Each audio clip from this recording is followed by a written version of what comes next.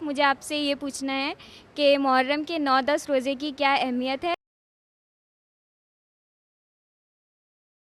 9 محرم اور 10 محرم کے روزے کی کیا اہمیت ہے؟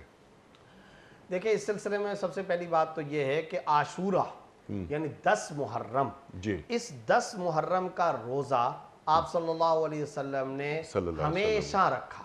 ٹھیک. صحیح مسلم کی حدیث ہے کہ آپ صلی اللہ علیہ وسلم نے عاشورے کا روزہ ہمیشہ رکھا ساری زندگی.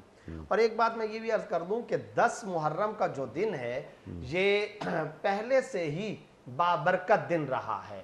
یعنی آپ کو پتہ ہے کہ بعض اس سلسلے میں روایات ذرا سند کے اعتبار سے ضعیف ہے لیکن بعض درست ہیں. جیسے کہا جاتا ہے کہ موسیٰ علیہ السلام اور ان کے رفقا کو فرعونی لشکر سے جس دن نجات ملی وہ 10 محرم کا دن تھا. آدم علیہ السلام کی توبہ قبول ہوئی 10 محرم کا دن تھا. اسی طریقے سے نوح علیہ السلام کی کشتی پار چڑھی طوفان سے بچی تو وہ 10 محرم کا دن تھا. یہ سب کے سب واقعات موجود ہیں. ان میں حضرت موسیٰ علیہ السلام والا جو واقعہ ہے وہ احادیث کے اندر مستند طور پر آیا ہوا ہے.